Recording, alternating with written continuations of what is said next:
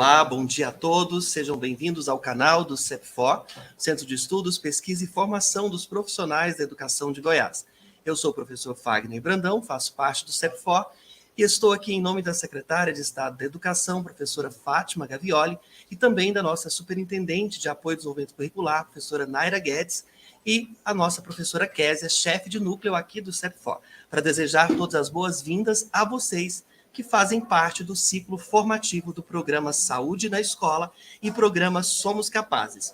Essa é a live que acontece em agosto e nós estamos desde março, abril, neste ciclo. Todos os meses temos um encontro e o tema desse encontro hoje é os reflexos negativos de uso de drogas para a saúde emocional e prevenção ao uso de álcool, tabaco, crack e outras drogas. E para isso, o programa Saúde na Escola, ele é uma parceria da Secretaria de Estado da Educação com a Secretaria de Estado da Saúde de Goiás. E hoje, para dar início a esse momento, nós vamos chamar alguns convidados. Mas antes disso, eu quero alinhar com vocês algumas informações. Como é de costume, ao final de todos os encontros, nós disponibilizamos um link de frequência. E esse link de frequência precisa ser preenchido com cuidado. O seu nome de forma correta, o seu CPF, sem a necessidade de traço ou ponto. E também um e-mail que seja realmente válido, ou seja, um e-mail que você utilize. É da maneira que você coloca o seu CPF, coloca o seu nome, que o seu certificado será expedido ao final. Será um certificado de 20 horas, e esse encontro está previsto para acontecer até novembro deste ano, ou seja, você só vai pegar o certificado do Programa Saúde na Escola, do PSE, se você participou de todos os encontros desde o início. E você só vai pegar com mais ou menos dezembro a janeiro, depois que o ciclo é concluído. Antes disso, você não pega esse certificado. Ou seja, para quem é da educação aí e que vai colocar no auxílio aprimoramento, ele só vai ter validade para o ano que vem. Ele não vai ter validade para agora, que encerra dia 31. Ok? Então, é ao final da live que o link é disponibilizado. Nós também teremos um drive, onde todos os materiais que estão sendo utilizados hoje serão disponibilizados para vocês terem acesso. Então, sejam todos bem-vindos. E, para fazer uma fala de abertura, eu quero chamar a chefe de núcleo, do Núcleo de Segurança e Saúde do Servidor e do Estudante, aqui da SEDUC, a professora e psicóloga Jaqueline Cornetti. Bom dia, Jaqueline, seja bem-vinda, é com você. Bom dia, professor Fagner, sempre encantada com você, uma pessoa extremamente acolhedora, muito feliz em cada palavra que você diz. Estou muito grata porque a vida me oportunizou ter um encontro com esse profissional tão grande que é você.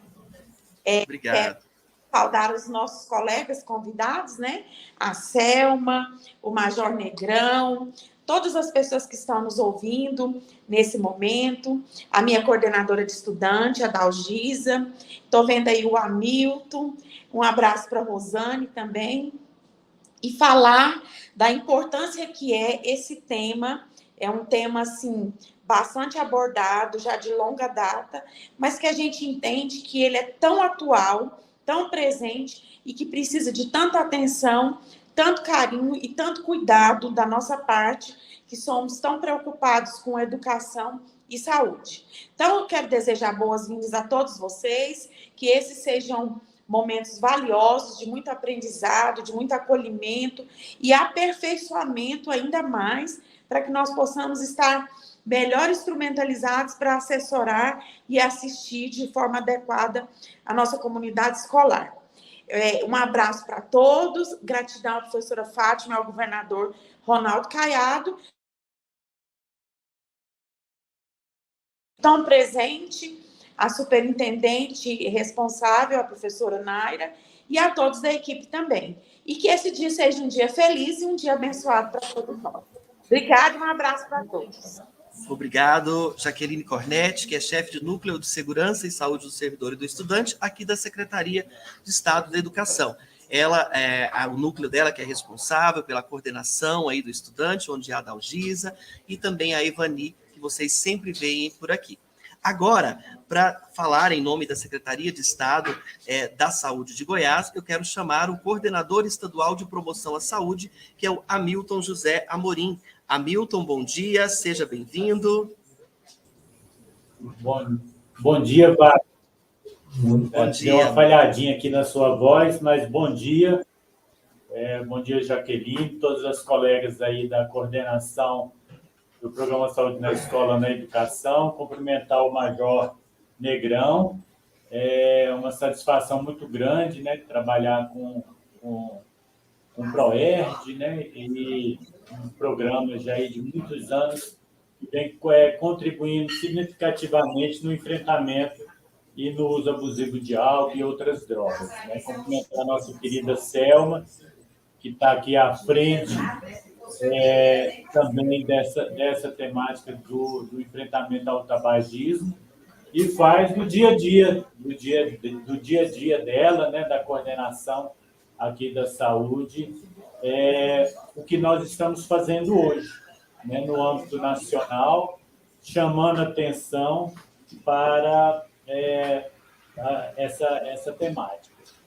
Dizer também que, além de prevenir, é uma ação de promoção da saúde, isso é muito importante a gente trazer e trabalhar com essa dimensão, uma vez que tanto o enfrentamento do uso do tabaco e seus derivados e o uso abusivo de álcool e outras drogas são temas prioritários, tanto da política nacional quanto da política estadual de promoção da saúde. E cumprimentar, né, por fim, todos os nossos articuladores do PSE, tanto da educação quanto da saúde, que são profissionais importantes e estratégicos para que ações no dia a dia aconteçam nas escolas. Então, um grande abraço e boa manhã de trabalho para todos nós. Obrigado, Hamilton. Hamilton, que é coordenador estadual de promoção à saúde da Secretaria de Estado da Saúde de Goiás. Eu quero cumprimentar e chamar à mesa os dois que vão articular hoje, né? A Selma, que já está ao lado do Hamilton, a Selma Alves Tavares, que é coordenadora de vigilância de doenças crônicas não transmissíveis e fatores de risco da Secretaria de Estado da Saúde de Goiás. Bom dia, Selma, seja bem-vinda. Bom dia, muito obrigada. Agradeço o espaço, né, a nós destinado nesse dia tão especial, né, que a gente está comemorando aqui o Dia Nacional de Combate ao Fumo, e é um momento propício para que nós possamos falar do assunto, principalmente tendo em vista as pessoas que estão nos ouvindo e que são atores principais nesse processo, que são os articuladores do PSE Saúde e Educação. Muito obrigada pelo espaço. Obrigado, Selma. E eu quero chamar também o Major Negrão, que também vai compor a mesa de hoje, né? E ele que é subcomandante do Centro de Polícia Comunitária e coordenador estadual do ProERD, Programa Educacional de Resistências a Drogas e à Violência. Bom dia, Major Negrão, seja bem-vindo. Bom dia, professor Wagner. Quero aqui agradecer o convite que nos foi estendido. Agradecer aqui a professora Fátima, nossa secretária, né, que tem sido nosso dando apoio ao programa ProERD, professor Wagner, Jaqueline, né, Cornete, agradecer ao Hamilton, Selma, coordenadora, e a todos os ouvintes que estão participando dessa live. Muito obrigado a todos. Obrigado. E agora, para dar início a esse momento de fala, é com você, Selma. Pode seguir. Ok. Já está na tela o seu material. Bom, hoje nós vamos falar de um assunto muito polêmico, né? Que é a questão dos dispositivos eletrônicos para fumar. Nós resolvemos dar ênfase a essa temática, considerando os perigos do tabagismo e tendo como alerta principalmente o impacto do cigarro eletrônico na saúde. Então, a gente vai conversar um pouco nesta manhã, né, sobre esses perigos e o que nós podemos fazer para enfrentar esse desafio tão grande que é deter esse consumo, principalmente entre os jovens. Bom, a redução da prevalência de fumantes, nós temos em Goiás a Coordenação de Controle de Tabagismo, que tem como principal objetivo a prevenção da iniciação e a cessação de fumar. A prevenção da iniciação, a nossa preocupação maior e o nosso foco-alvo são as crianças e adolescentes, tendo em vista que o Observatório Nacional para o Controle do Tabaco fala que a idade de iniciação é aos 16 anos, então, e até às vezes mais jovem, mais criança ainda, né? Na zona rural nós temos histórico de crianças que se iniciam no tabagismo aos 9 anos de idade. Então, esse é o nosso público-alvo, que é tão fundamental para não iniciar o tabagismo. E temos também o programa de cessação de fumar, né? Que hoje nós temos que nos preocupar também com aquelas pessoas que se tornaram fumantes regulares e que precisam de ajuda para parar de fumar. O tabagismo hoje é considerado um problema de saúde pública. Globalmente, o uso e a exposição ao tabaco são considerados uma ameaça à saúde pública, responsável por elevada e evitável carga de mortalidade. A Organização Mundial de Saúde ela estima que cerca de 8 milhões de óbitos no mundo têm ocorrido em função do uso do tabaco, né? Aproximadamente 7 milhões de mortes resultam do uso direto do cigarro e meio milhão da exposição ao fumo passivo. A gente fala muito sobre a questão da exposição ao fumo passivo, porque as pessoas, mesmo aquelas que não se expõem diretamente ao fumo ativo, elas são expostas diariamente no ambiente de trabalho, no domicílio, e isso também acarreta problemas para a saúde. Então, também uma abordagem que precisa ser feita no nosso dia a dia em relação à problemática da exposição ao fumo passivo. No Brasil, o tabagismo ele responde por 162 mil mortes todos os anos, e as despesas com as doenças causadas pelo cigarro elas chegam a 125 bilhões por ano. Em 2017, entre os óbitos atribuídos ao tabaco, destacaram-se as doenças cardiovasculares, as isquêmicas, as doenças respiratórias crônicas e os cânceres de pulmão, traqueias e brônquios. Pensando nisso, né, hoje existe o plano de ações estratégicas para o enfrentamento das doenças crônicas não transmissíveis, que tem em seu bojo diretrizes e metas. Uma delas é reduzir a mortalidade por doenças que compreende a faixa etária entre 30 e 69 anos. Entre as metas, nós temos a redução da prevalência do tabagismo, né? E a gente observa também que entre esses óbitos prematuros, o tabagismo é responsável por 18,57%. As doenças respiratórias, né, tuberculose, é responsável por 23,7% de todos os óbitos, por doenças que poderiam ser evitadas. Os custos do tabagismo, né, presume-se o ônus do tabagismo para uma população pela redução da qualidade de vida, né, tanto pelo gasto com a compra de produtos derivados do tabaco, quanto pela diminuição da produtividade, especialmente da população em idade economicamente ativa, além dos gastos do sistema público de saúde com a morbidade tabaco relacionada. Os custos atribuídos ao tabagismo eles superam a arrecadação anual com impostos sobre esse produto, que gira em torno de 13 bilhões de reais, né, segundo o Instituto de Efetividade Clínica e Sanitária. Então, o que a gente observa é que todos os impostos arrecadados por produtos derivados do tabaco são insuficientes para tratar a morbimortalidade, né, relacionadas ao uso dos produtos derivados do tabaco. O papel do Brasil no controle do tabagismo. O Brasil ele é um dos países mais avançados em relação à política nacional de controle do tabaco, e ele não apostou na incerteza e nos riscos que esses produtos trariam, né? E tornou a medida mais correta e coerente com esses resultados alcançados no controle do tabagismo. Ele adotou o princípio da precaução, que é a proibição da produção e comercialização desses produtos por meio da RDC 46 de 2009. Segundo a RDC, hoje é proibida a comercialização, importação, né, dos produtos derivados do tabaco.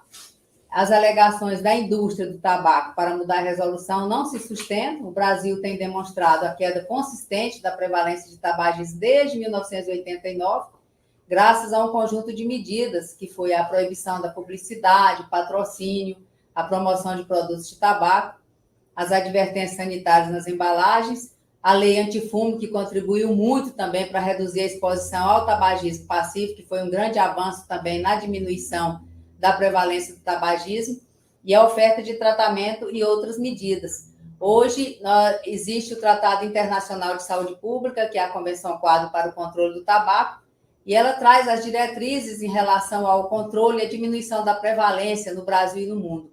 Esse tratado, ele traz consigo a obrigação dos países membros de adotarem medidas que sejam realmente efetivas para diminuir essa prevalência. Isso tem dado muito certo. Algumas medidas, como as que eu citei agora, estão lá no arcabouço da Convenção Quadro para o Controle do Tabaco e que os países têm assumido esse compromisso de fazer isso. Os desafios para o controle do tabaco, né? O Brasil alcançou uma das quedas mais significativas da prevalência de tabagismo no mundo, uma queda de quase 70% entre adultos com idade até 20 anos, de 90 a 2017, né? De 35,3% para 11,3%. Essa queda, ela resultou de uma série de medidas regulatórias, políticas anti-tabaco implantadas no país.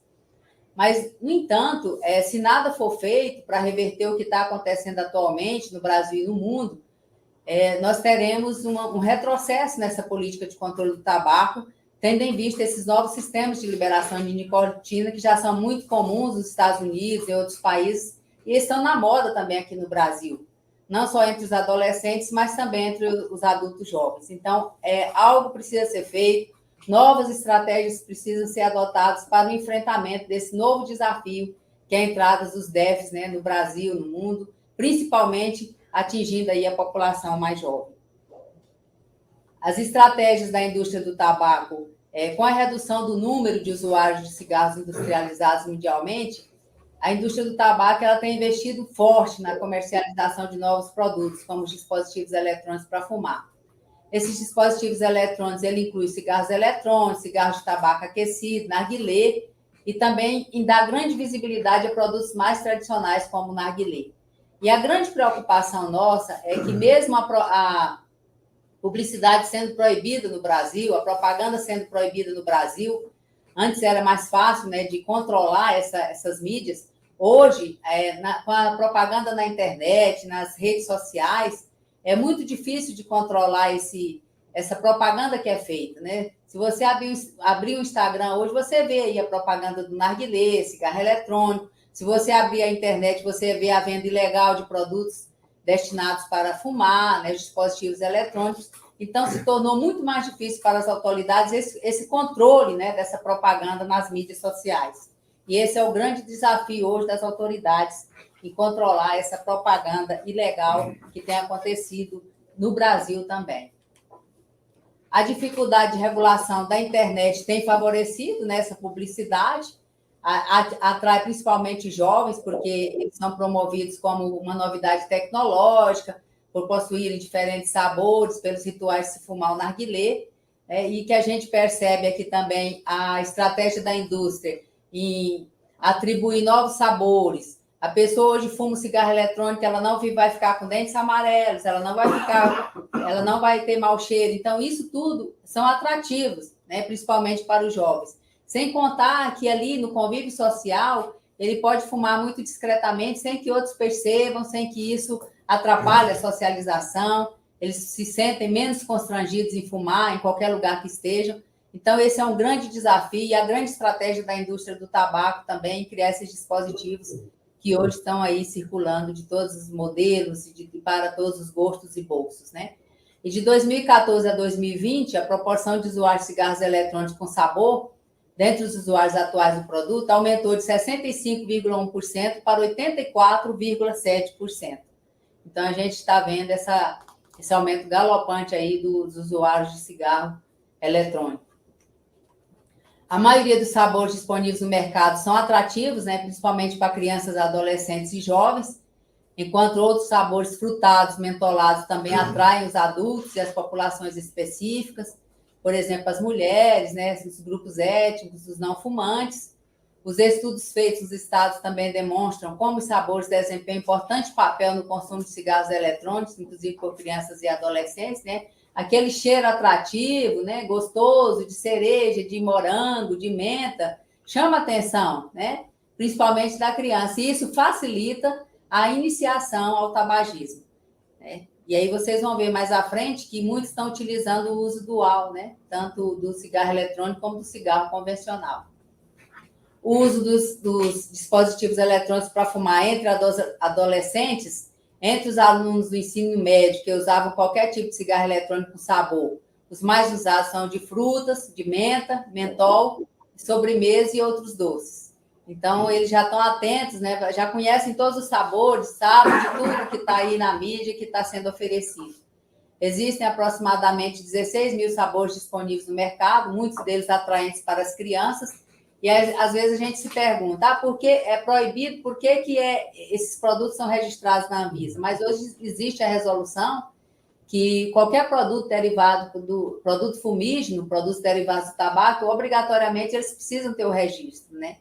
E isso, de alguma forma, a Anvisa não dá aval para a comercialização, mas isso, de alguma forma, contribui para que a indústria cada vez mais libere esses dispositivos aí no mercado, né? E isso facilita, consequentemente, o acesso, né? Embora o acesso ao cigarro eletrônico ele seja um pouco mais caro, né? O cigarro convencional é de fácil acesso, mas o cigarro eletrônico também, eles estão investindo também em oferecer dispositivos mais baratos, né? Para todos os bolsos.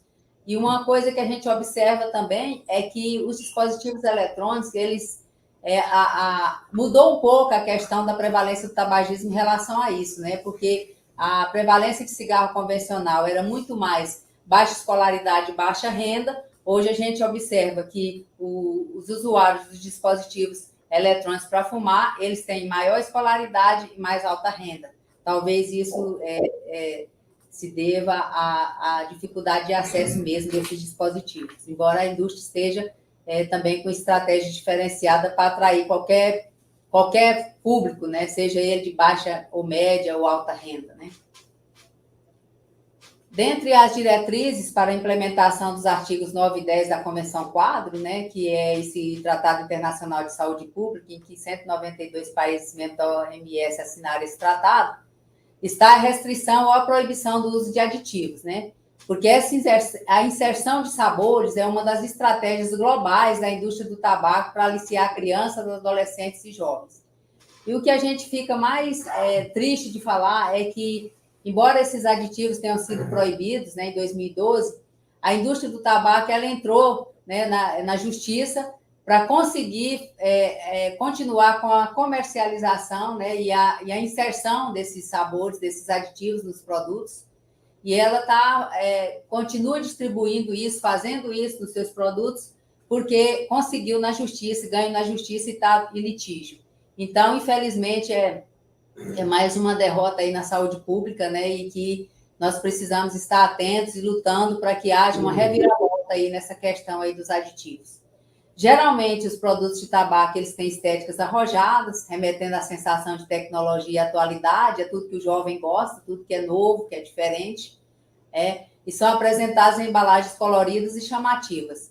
Mas o design e a técnica de produção utilizados nesses produtos, eles podem influenciar tanto na qualidade de nicotina liberada para os fumantes, como também na velocidade de absorção dessas substâncias, que o objetivo principal é torná-la ainda mais potente em termos farmacológicos. Então, quando a gente ouve dizer que o cigarro eletrônico ele não tem nicotina, é uma falácia, né? O cigarro eletrônico ele tem nicotina e o usuário pode dosar o nível de nicotina que ele quiser, de acordo com o aparelho que ele tem. Então, ele pode muito bem aumentar esse nível de nicotina, essa dosagem, e a gente sabe que a pessoa, ao invés dele diminuir a dosagem, ele faz aumentar, né, essa questão da dosagem de nicotina, porque os dispositivos eletrônicos eles são falados muito como uma redução de danos, mas isso não funciona na realidade. As pessoas se tornam altamente dependentes e querem consumir dosagens cada vez mais altas de nicotina e outras substâncias, né, que trazem prazer principalmente.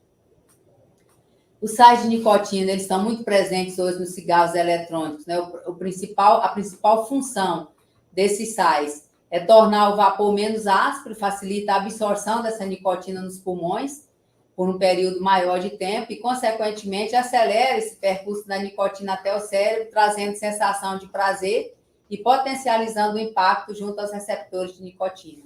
Então, ela libera a dopamina em tempo recorde e trazendo uma forte sensação de prazer e de bem-estar. Quanto menos tempo a nicotina chega ao cérebro, mais a pessoa sente vontade de ingerir mais nicotina para para estar trazendo essa liberação da nicotina, da dopamina e, consequentemente, a sensação de prazer. A dependência ela se manifesta principalmente com alguns sintomas, que são marcadores de alta dependência em jovens que fazem uso de cigarro eletrônico. Ela traz incapacidade de concentração, principalmente em sala de aula, uso do dispositivo logo ao acordar e despertar na madrugada com fissura. Geralmente, o jovem, quando ele usa o dispositivo eletrônico, às vezes ele acorda de madrugada para fumar, de tão avançada que está a dependência a esses dispositivos. O uso de DES para cessação do tabagismo, não há evidências científicas que tenham demonstrado essa efetividade do uso desses dispositivos para fumar na cessação do tabagismo.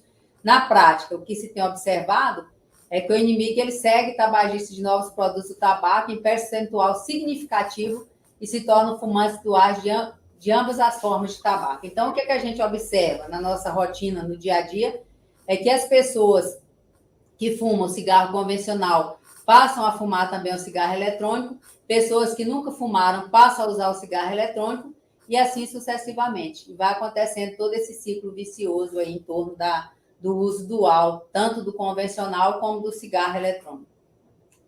Essa é uma notícia que saiu recentemente, agora dia 23 de agosto, um jovem nos Estados Unidos com o pulmão danificado pelo uso de vape. Hoje a gente já conhece a EVALI, que é uma doença, uma lesão pulmonar causada pelo uso dos dispositivos eletrônicos para fumar. Ela foi identificada em 2019 nos Estados Unidos da América, e é muito comum a gente ver notícias assim de jovens que têm problemas sérios de saúde, até óbitos já aconteceram em decorrência do uso dos cigarros eletrônicos.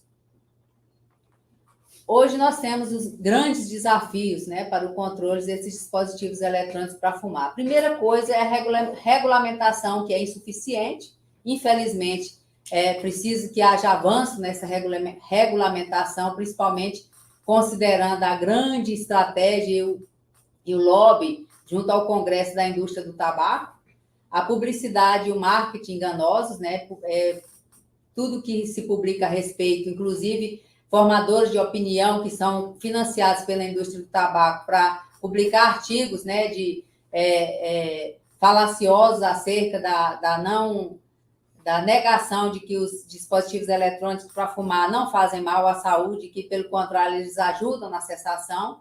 O uso duplo, né, como eu falei agora mesmo, e o uso principalmente entre os jovens, que é a faixa etária que mais tem consumido cigarros eletrônicos. E nós temos algumas estratégias de enfrentamento. Primeiramente, a regulamentação, que ela precisa ser abrangente. A regulamentação abrangente ela pode desempenhar um papel importante na redução desse uso e na prevenção e iniciação, principalmente entre os mais jovens. A educação pública, né, ações educativas, principalmente nas escolas, e eu acho que esse é um momento muito importante, esse que a gente está falando aqui agora, e que a gente precisa orientar a população, sensibilizar os formadores de opinião em relação a tudo que se diz respeito aos malefícios do tabagismo, seja ele através do uso do cigarro convencional ou do uso do cigarro eletrônico. As restrições de marketing, né, principalmente em meio de comunicação social e outros canais de marketing, nós precisamos estar atentos a isso, rebater essa questão, principalmente nas mídias sociais. O tratamento para cessar a ação, ampliar o acesso por meio do aumento da oferta, né? Hoje já existe no Brasil, no SUS, na rede SUS, a oferta de tratamento ao usuário tabagista. Em Goiás, nós já temos hoje 192 unidades atendendo efetivamente o usuário tabagista. Hoje, o atendimento consiste na abordagem cognitiva comportamental e também o apoio medicamentoso, quando há indicação, né, quando há necessidade, e o usuário procura a unidade de saúde para esse atendimento e ali ele recebe todas as orientações, informações e apoio junto a um grupo que é formado para acompanhamento desse usuário tabagista. Então, hoje o SUS oferece, né, esse tratamento, e o grande desafio nosso hoje, também em Goiás, é ampliar esse acesso, né, por meio do aumento da oferta. Nós já temos vários municípios em atendimento, mas precisamos ampliar tanto a oferta em mais municípios, como também mais unidades de saúde, né, seja da rede seja na atenção primária, seja na atenção especializada, né? E, consequentemente a tudo isso, nós precisamos também ter pesquisa e fazermos monitoramentos contínuos, que são tão importantes para entender as tendências e identificar os grupos de risco. Esse é um dos grandes papéis, né, da vigilância nesse sentido. E considerando isso, foi realizado agora, em 2022, né, o primeiro inquérito telefônico de fatores de risco e proteção para doenças crônicas não transmissíveis em Goiás. Esse inquérito teve como principal objetivo avaliar a prevalência das doenças crônicas não transmissíveis e seus fatores associados na população adulta das 5 macro-regiões do estado de Goiás. O inquérito surgiu como estratégia de vigilância de fatores de risco, né, e proteção para doenças e agravos não transmissíveis. E a proposta desse inquérito em Goiás é que ele seja realizado a cada 2 anos, porque os dados obtidos eles subsidiarão um novo plano de enfrentamento das doenças crônicas não transmissíveis, né? Esse inquérito ele é representativo para todo o estado de Goiás, foi realizado nas 5 macro-regiões do nosso estado. E o que é que mostrou o Vigitel em relação ao consumo de tabaco? O percentual de adultos fumantes, né? A pesquisa ela pegou também até 18 anos, né? Aliás, adultos de 18 anos acima. A prevalência foi de 13%, 13,1%, sendo a maior prevalência no sexo masculino, de 15,5%. Os homens estão à frente ainda aí na questão do consumo do tabaco, embora a gente observe um aumento, né, gradativo também do sexo feminino em relação ao uso do tabaco. A frequência de fumantes variou entre 10,6% nos adultos jovens, de 25 a 30 anos de idade, a 14,6% entre aqueles nas faixas etárias de 18 a 24 anos e 45 a 64 anos. Houve diminuição da frequência de fumantes com o aumento da escolaridade. Então, é o que a gente fala, né? Quanto mais baixa renda, mais fuma, né? Isso para o cigarro convencional, em detrimento, o cigarro eletrônico é diferente. Aumento da escolaridade, aumento da renda, mais uso dos dispositivos eletrônicos para fumar. Houve uma inversão aí, né, com a entrada dos novos dispositivos. O percentual de adultos, né, acima de 18 anos que usam aparelhos eletrônicos para fumar ou vaporizar foi de 4,6%, sendo a maior prevalência na faixa etária entre 18 a 24 anos, 16%, daí o grande desafio nosso, né, de abordar esses jovens, e houve um aumento da frequência entre os adultos com maior escolaridade. E hoje nós estamos comemorando o Dia Nacional de Combate ao Fumo, né, o tema nacional, sabores e aromas em produtos derivados de tabaco, uma estratégia para tornar a população dependente de nicotina. O objetivo de abordar esse tema tem como principal objetivo orientar a população, né, alertar sobre como o consumo desses produtos representa um risco, porque aumenta a experimentação entre crianças, adolescentes e jovens, ser mais um fator agravante na manutenção da dependência e causar ainda mais prejuízo ao organismo de quem os consome. Então, esse é o grande papel nosso, é de sensibilizar e orientar a população em relação ao uso desses sabores e aromas dos produtos derivados do tabaco. As oportunidades, né, os estudos evidenciam que hospitais e escolas são espaços críticos, né, para a política de ambientes livres da fumaça do tabaco. Os profissionais de saúde, assim como os professores, os trabalhadores em educação, podem irradiar modelos de comportamento, particularmente para os adolescentes e jovens. Grande desafio nosso, né, enquanto profissionais de saúde e educação, é abordar esse público, mostrar a importância, né, de não iniciar no tabagismo e, principalmente, se iniciou de parar de fumar. Esse é o grande desafio, de falar sobre isso todos os dias, né, em todos os momentos em que a gente tiver oportunidade e espaço para falar sobre o assunto, principalmente na escola, que é o principal canal de informação. O país com a epidemia do tabagismo controlada também significa redução dos casos de doenças associadas ao tabaco, menores gastos para o SUS, melhor qualidade de vida para os fumantes passivos, a redução do número de adolescentes fumantes e, principalmente, da mortalidade precoce, dentre outros inúmeros benefícios que se tem. Bom, era isso que eu queria falar, né? E estou à disposição aí no chat para eventuais esclarecimentos, perguntas, dúvidas, que porventura surgirem. Agradeço o espaço, muito obrigada. Selma, tem alguns comentários aqui, né, dizendo que é muito interessante abordar as consequências do uso de cigarro eletrônico e outros, a Kênia Fernandes, e a Domingas Neres, né, ela colocou que eu gostaria que fosse colocada algumas sugestões de como evitar esse problema na escola. Você quer comentar sobre isso?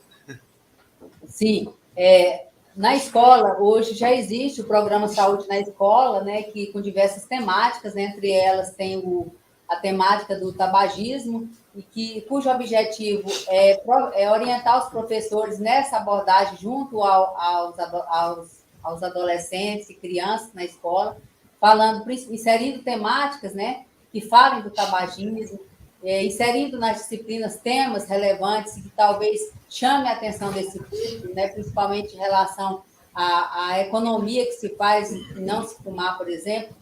Uma das propostas do programa Saber Saúde é inserir no currículo das escolas temáticas, por exemplo, você vai dar uma aula de matemática, fale sobre o que você economiza se você fuma, por exemplo, uma carteira de cigarro por dia. O que você economizaria se você parasse de fumar hoje? O que você compraria com esse dinheiro que você economiza? A criança leva isso para o pai, para a família, para alguém que tem lá fumante na família. A criança vai levar isso, com certeza, o adolescente também. Isso é muito importante, né?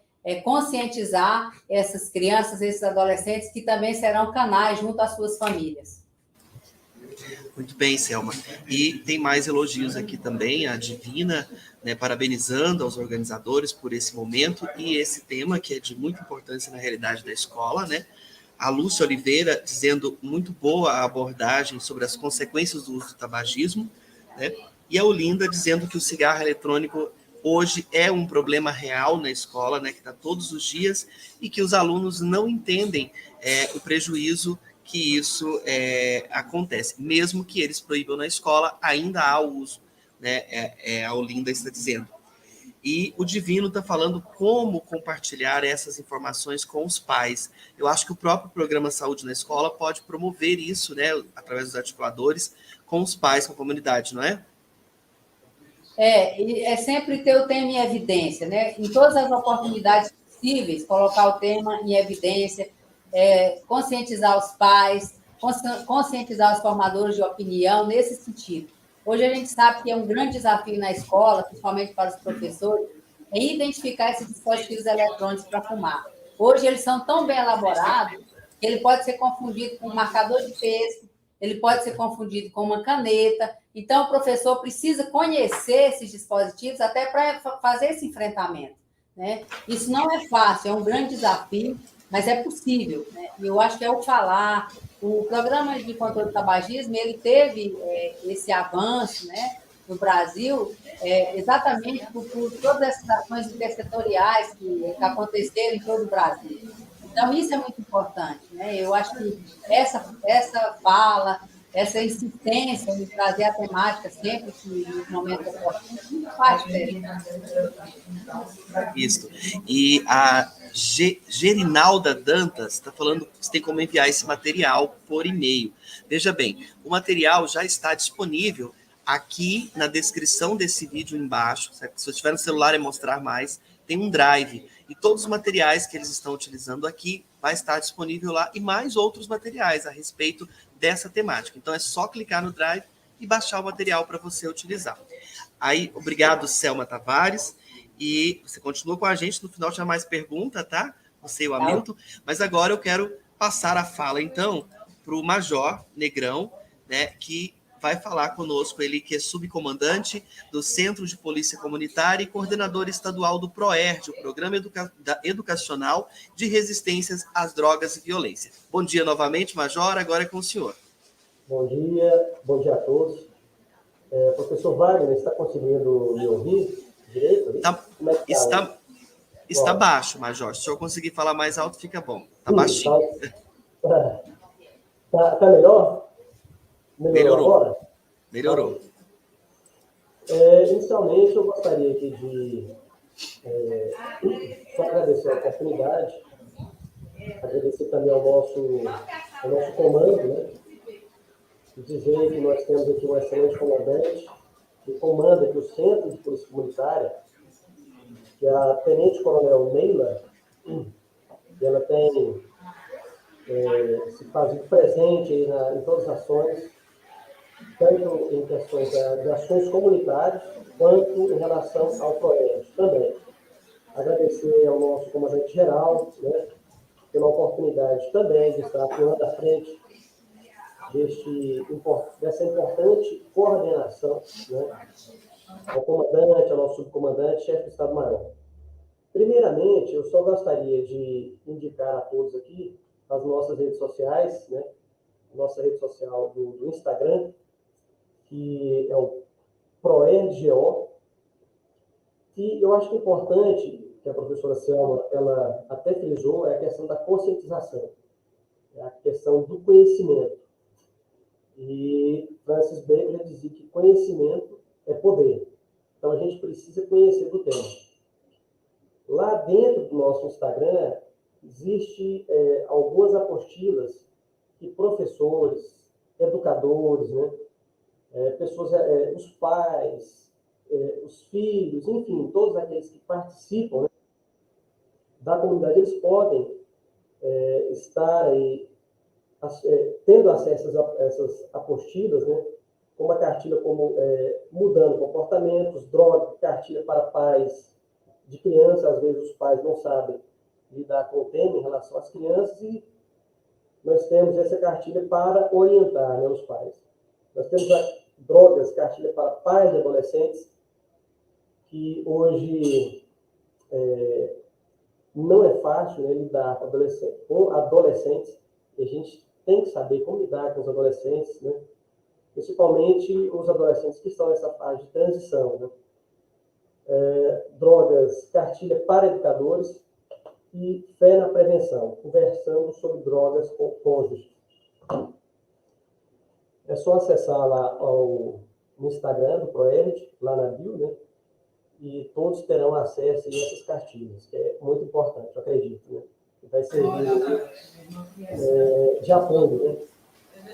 Agora, Major, coloquei aqui embaixo o site e o Instagram, e lá no chat também para o pessoal seguir, tá? Maravilha. Para iniciarmos aí essa conversa, a professora Selma, ela falou assim, com bastante propriedade em relação aos efeitos, né, das drogas. Eu acho que essa conscientização é muito importante. E aqui, como representante da segurança pública, eu não poderia deixar de mencionar aqui em relação à questão da segurança, né, em si. Porque as drogas, ela está diretamente relacionada à segurança. E o artigo 144 da Constituição Federal diz que a segurança pública é dever do Estado, direito e responsabilidade de todos, e é exercida para a preservação da ordem pública e da incolumidade das pessoas e do patrimônio. E nós vemos que a droga está diretamente relacionada aí à questão da segurança. E é uma segurança compartilhada, na verdade. Por isso que nós estamos aqui, e eu agradeço a oportunidade de a gente fazer essa parceria, né? Na verdade, existe essa parceria entre diversos atores que trabalham de forma colaborativa para tentar resolver vários problemas que as drogas causam, né? Tanto na sociedade em si, mais especificamente no seio familiar e dentro das escolas. Lembrando que a segurança pública ela tem um papel também de reguladora dos comportamentos desviantes, né? E a lei ela nos dá essa prerrogativa de trabalhar. Então, nós trabalhamos, é claro, também dentro da segurança pública, no que tange às questões de repressão, né? A atividade repressiva, que não é aqui um objeto, né, da nossa fala, da nossa conversa, mas é importante a gente passar aqui de forma bem assim, superficial, e dizer que hoje, no estado de Goiás, nós temos uma polícia bastante atuante, né, que trabalha dioturnamente para combater, e diga-se de passagem que não é uma guerra, porque existe essa narrativa, uma falácia que fala-se sobre guerra às drogas. Na verdade, quem está nessa guerra são os tráficos, né, os traficantes, que têm guerra por territórios, né? Juntamente com milícias, etc. A segurança pública, ela combate, ela está dentro do seu papel constitucional, né, de trabalhar na segurança pública em conjunto com outros órgãos, né, e outras entidades. Então, dentro da segurança pública, o nosso Estado hoje combate dioturnamente o tráfico de drogas e todos os demais crimes que decorrem dessa problemática da droga. Então, nós temos a droga, ela é um mal que atinge a sociedade, que atinge a família, e junto com as drogas, elas trazem umas consequências deletérias, né, para a vida de quem usa, e não só para quem usa, para aquelas pessoas também que estão ali, né, próximas do usuário ou do traficante. Exemplo, por exemplo... Major, sim? Desculpa interromper o senhor. O pessoal está colocando no chat que o áudio ficou ruim, está muito baixo. Caso o senhor consiga falar um pouquinho, isso, mais perto do microfone, mais alto um pouquinho, tá? Aí, obrigado. Melhorou agora? Eu acredito que tenha melhorado, né? Então, nós acreditamos que, além dessa atividade repressiva, é o que nós vamos chegar lá, tem a atividade preventiva, que é muito importante também.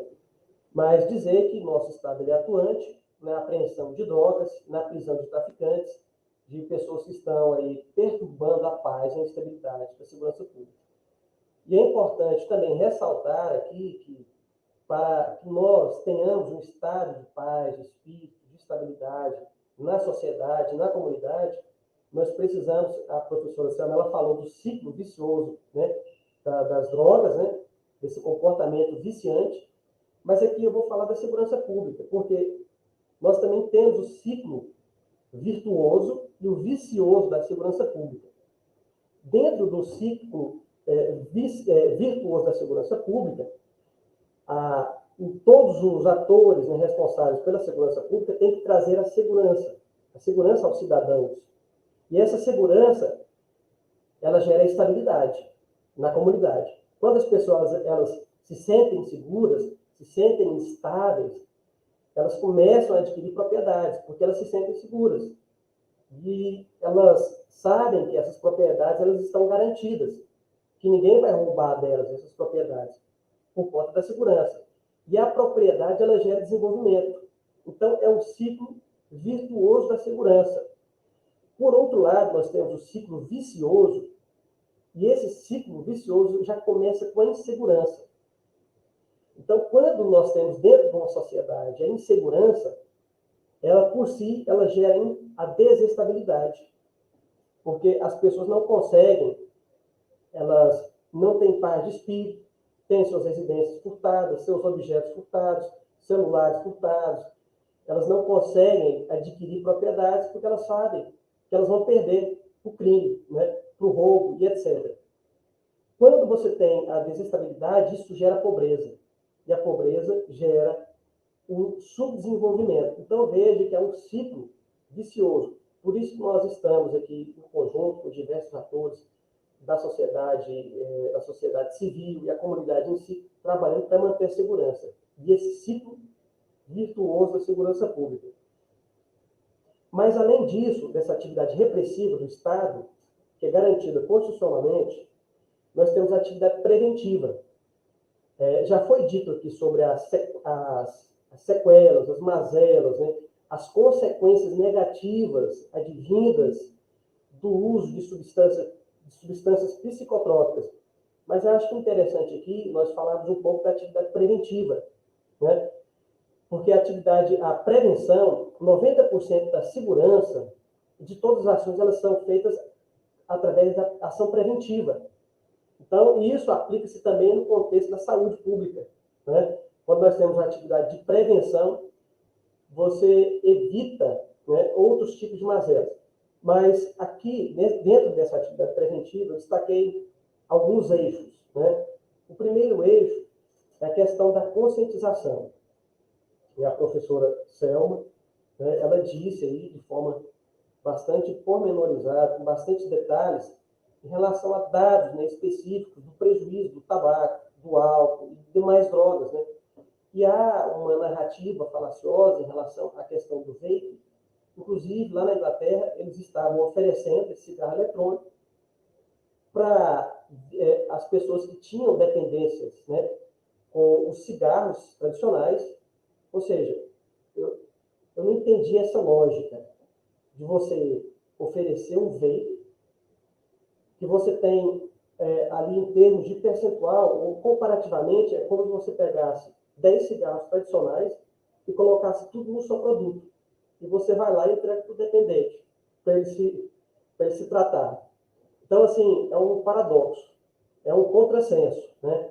E existe hoje, nós sabemos, um lobby muito grande que financia, né, essas campanhas, esses marketings, que acabam iludindo as pessoas. E existe esse senso comum. Por isso a importância de nós, representantes da segurança pública, da educação e outros atores de cada segmento, de órgãos, né, de departamentos, conscientizar as pessoas dessa falácia, dessa narrativa tendenciosa, que no fim nós sabemos que existe apenas um objetivo econômico, de lucro, né, em cima dessas pessoas, que hoje são arrastadas para o vício por falta de conhecimento.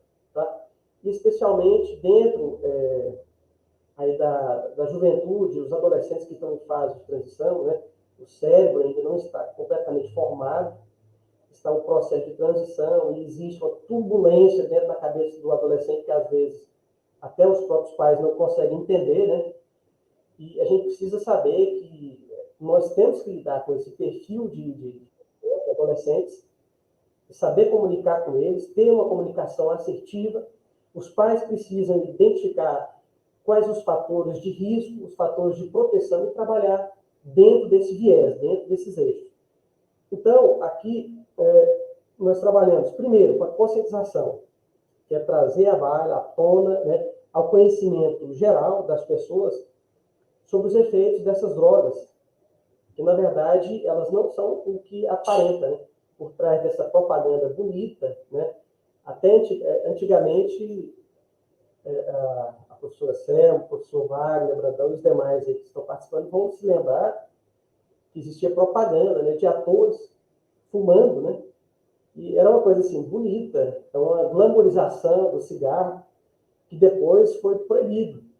Então, quando aparecia propaganda de bebidas, sempre estava associado a mulheres, né, seminuas, etc., tentando colocar na cabeça do consumidor uma coisa bonita, sendo que, na verdade, aquele produto ele é altamente nocivo, deletério à saúde.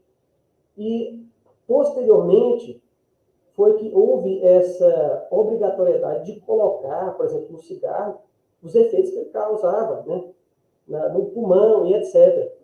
Assim como também, eu acredito que na bebida, né, a bebida alcoólica, deveria ter-se também essas contraindicações.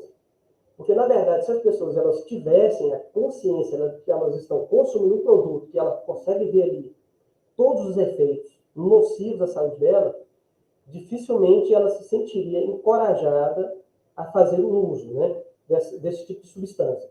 Então, trabalhar com a conscientização é importante. Nós temos aqui praticamente 4 eixos, que é a conscientização, ou seja, eu preciso conhecer, eu preciso saber da nocividade desses produtos. E o segundo eixo é a prevenção. Eu preciso de atividade preventiva, que nós chamamos de atividade preventiva primária, né? Que é você trabalhar principalmente ali com as crianças e adolescentes. É o que nós fazemos através do programa PROED. Você tem também a questão da proibição, porque além da prevenção, é necessário também que a lei ela traga em seu bojo um conteúdo proibitivo. Ou seja, porque as pessoas elas só respeitam aquilo que elas têm, na maioria das vezes. Então, quando existe essa proibição, assim como há a proibição de várias drogas ilícitas, né, que fazem um mal muito grande à saúde, não só à saúde em relação à função do corpo, mas também ao comportamento, né, existe, por isso que existe essa proibição. A legislação, ela trabalha para isso, né, e a segurança pública, através também existe o judiciário, que é o sistema de justiça, né, que trabalha em conjunto com a polícia civil, polícia militar, Ministério Público, sistema prisional, trabalhe para o cumprimento da lei. E nós temos, por fim, a punição, que ela está mais atrelada ao sistema aí, punitivo, né? Que também é necessária. As pessoas elas precisam entender que toda a ação dela, seja para o tráfico de drogas, seja para cometer crimes derivados, né? Ou seja, o homicídio, o latrocínio, às vezes, que é cometido para a manutenção do vício, existe uma punição. A punição ela é necessária. Tá? O professor Wagner, eu só gostaria de saber o tempo restante só para poder... Certo. Nós temos mais 5 minutos, Major. Ok. Então, para completar o raciocínio, é importante essa questão da conscientização. E é praticamente só falando um pouquinho em relação à classificação das drogas. Nós temos as drogas depressoras do sistema nervoso central, porque justamente dessa preocupação, né, com o não uso e o não consumo da droga, porque a droga ela trabalha justamente no cérebro, ela trabalha no sistema nervoso central. Então nós temos praticamente 3 tipos de drogas, né? As drogas depressoras do sistema nervoso central, nós temos aí, por exemplo, as bebidas alcoólicas, solventes, inalantes, os tranquilizantes, ansiolíticos, lembrando que as drogas são drogas lícitas e drogas ilícitas, né? E muitas pessoas utilizam também medicamentos, né, como drogas também. Calmantes, sedativos, ópio, morfina, xaropes, gotas para tosse, etc. Nós temos as drogas estimulantes do sistema nervoso central, que nós temos aí a anfetamina, cocaína, o tabaco também, e as drogas perturbadoras do sistema nervoso central, que são a maconha, cogumelos e plantas alucinógenas, perturbadoras, alucinógenos, sintéticos, o êxtase e demais drogas. É interessante que as pessoas que estão aqui assistindo, elas entenderem que a droga ela tem um efeito altamente nocivo, né? Que geralmente as pessoas elas não têm consciência, né, desse abismo que, na verdade, está por trás das drogas. A pessoa que ela entra nesse mundo das drogas, é claro que há recuperação. Existem pessoas que conseguem se desvencilhar e sair, né, do mundo das drogas. Só que é muito difícil. Por isso nós trabalhamos com a prevenção, trabalhamos juntamente com as crianças, que são o futuro, né, e trabalhamos também com os adolescentes. E dentro da prevenção, é importante ressaltar aqui que nós temos diversos projetos e programas que trabalham justamente nesse eixo da prevenção. Ou seja, nós trabalhamos com o PROERD, que é um programa educacional de resistência às drogas, que é um programa que já vem de longas datas, né? Aqui, por exemplo, em Goiás, ele foi implantado em 98, ou seja, ele faz 25 anos de existência, o programa. Ele iniciou lá nos Estados Unidos em 83, né? Nós temos o programa da Polícia Mirim, que trabalha também com as crianças, ensinando civilidade, educação moral e cívica, etc., ensinando valores. Nós temos palestras, o programa Saúde na Escola, que foi dirigido pela professora Selma, né? Nós temos as palestras reflexivas, essas palestras reflexivas são feitas no âmbito já da justiça, né? Para os usuários que são aí encaminhados pela justiça, né, a esse tipo de tratamento. Então, só para finalizar a minha fala, eu gostaria aqui de rapidamente dizer que nós precisamos, principalmente com os pais, trabalhar as questões referentes aos fatores de risco e de proteção. Eu acho que é muito importante, eu quero fechar minha fala aqui, nesse aspecto. Aos pais, aprender a identificar as necessidades dos filhos. Os adolescentes, principalmente, eles passam por uma fase muito turbulenta, a nível mesmo de consciência em si, né? Então, esses fatores de proteção que nós precisamos aqui elencar e trazer à baila, os pais eles precisam se envolver com a vida do filho, saber quais são as necessidades dos filhos, eles se envolverem mais nas atividades dos adolescentes, embora a gente saiba que os adolescentes eles preferem, e nessa data eles vão mantendo cada vez mais o distanciamento dos pais, né? Porque na infância, eles têm esse apego com os pais, é natural que na adolescência eles desapegam, porque vão estabelecendo outras redes de relacionamento. Mas os pais eles precisam ter esse contato, se envolver na vida do filho. Ter sucesso nas atividades escolares, acompanhar os filhos, né, nessas atividades escolares, porque a escola é um ambiente propício para trabalhar essa questão da educação e da formação do aluno e do adolescente. O estímulo dos pais para o desenvolvimento das habilidades sociais do filho, por isso que trabalha tanto na questão do PROERD, com as habilidades emocionais do adolescente, ensinar o autocontrole, a autoconfiança, a companhia de amigos, né, que não usam drogas, é importante, o vínculo, por exemplo, com organizações religiosas, seja lá qual for, mas é importante que ele tenha esse vínculo, para ele cultivar os valores, crenças que são essenciais para a construção da vida adulta do adolescente. O vínculo, por exemplo, a adoção de normas convencionais quanto ao uso de drogas, e estabelecer também essa autoridade paterna, a autoridade também dentro da escola, que é muito importante. E aqui agora, do outro lado, nós temos os fatores de risco, que é importante também que os pais, os educadores, os policiais, todos aqueles que lidam, né, com adolescentes, eles precisam conhecer e detectar. Ou seja, um aluno que tem uma timidez excessiva, é importante trabalhar também com a questão da autoestima do adolescente, né, para que ele não seja coaptado pelas drogas, porque a droga também estimula o adolescente, é uma fonte onde o adolescente, quando ele não encontra nos pais ou em alguém, ele vai procurar onde? Nas drogas, né, essa estimulação. O comportamento agressivo frequente também é um fator de risco. Convívio com amigos que fazem uso de drogas, ou seja, é justamente aquela questão das más amizades corrompem os bons costumes. E isso é um fator de risco que os pais precisam também ter esse olhar de cuidado. A percepção de aprovação ao uso de drogas pela família, escola, amigos e comunidades. A falta de envolvimento entre pais e filhos, relacionamento familiar de baixa qualidade também influencia, né, o adolescente a ingressar no mundo das drogas. A educação negligente, ou seja, às vezes o pai quer entregar na mão do professor toda a responsabilidade de educação, ou seja, a educação ela é compartilhada.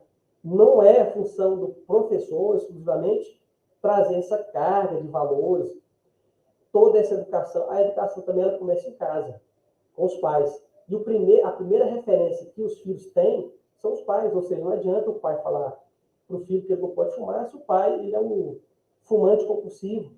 Como é que ele vai falar para o filho que ele não pode beber se ele chega em casa alcoolizado, bate na mulher, espanca os filhos, etc. Ou seja, aonde está essa referência paterna, né?